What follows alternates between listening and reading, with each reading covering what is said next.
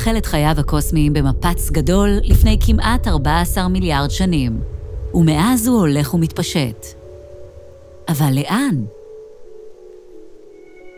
זאת שאלה מורכבת, וזו הסיבה. משוואות היחסות הכללית של איינשטיין מתארות את היקום כמארג משולב של מרחב וזמן. כלומר, מה שמוכר לנו כמרחב וזמן מתקיים רק כחלק מהיקום, ולא מעבר לו. כשעצמים רגילים מתפשטים, הם תופסים יותר מרחב. אבל אם אין מרחב להתפשט אליו, אז מהי בכלל התפשטות? ב-1929 התצפיות האסטרונומיות של אדווין האבל סיפקו לנו תשובה ברורה. סקר שמי הלילה שלו גילה שכל הגלקסיות המרוחקות נסוגות ומתרחקות הלאה מכדור הארץ.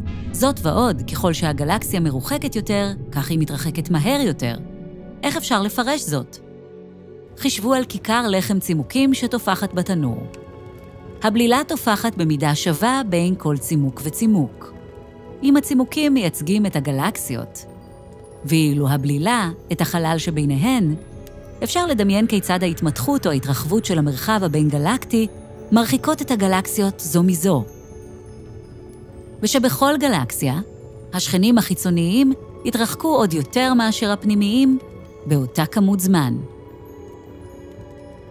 ואכן, משוואות היחסות הכללית חוזות תחרות משיכת חבל קוסמית בין הכבידה להתפשטות. רק בעין החשוך שבין הגלקסיות, ההתפשטות מנצחת והחלל נמתח. זאת היא אם כן התשובה. היקום מתפשט אל תוך עצמו. עם זאת, הקוסמולוגים דוחקים את גבולות הדגמים המתמטיים, המנסים לשער מה, אם בכלל, קיים מעבר לזמן מרחב שלנו. לא מדובר בניחושים פרועים, אלא בהיפותזות שמתמודדות עם מוזרויות בתיאוריה המדעית של המפץ הגדול.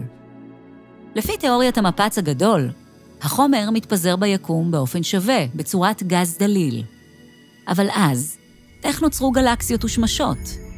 הדגם המתאר התנפחות מתאר תקופה קצרה של התפשטות מואצת באופן לא יאמן, שמייחסת תנודות קוונטיות באנרגיה של היקום הצעיר להיווצרות ענני גז שהולידו בהמשך גלקסיות.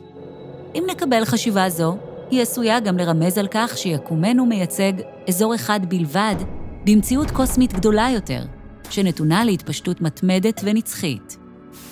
איננו יודעים דבר על מציאות משוערת זו של התפשטות, מלבד התחזית המתמטית, שאין סופיות התפשטותה נובעת אולי ממצב אנרגיה קוונטי בלתי יציב. עם זאת, באזורים מקומיים רבים, האנרגיה עשויה לשכוח באופן אקראי, לעבור למצב יציב ולחדול מהתנפחות ויצירת יקומי בועה. ביקום בועה, שיקומנו נמנע עליהם, ניתן לתאר מפץ גדול וחוקי פיזיקה משלו. במקרה זה, יקומנו הוא חלק מריבוי יקומים גדול יותר, שבו הקצב הדמיוני של התנפחות אינסופית מונע מאיתנו לפגוש יקום שכן. בנוסף, לפי תיאוריית המפץ הגדול, ביקום הצעיר והחם שלנו, כוחות היסוד התאחדו לכוח על אחד. תורת המיתרים המתמטית מציעה תיאורים של איחוד זה, בנוסף למבנה יסוד של קווארקים ואלקטרונים תת-אטומיים. בדגמים המוצאים האלה, אבני הבניין של היקום הם מיתרים רוטטים. דגמי מיתרים מתחרים גובשו כעת לכלל תיאור אחיד.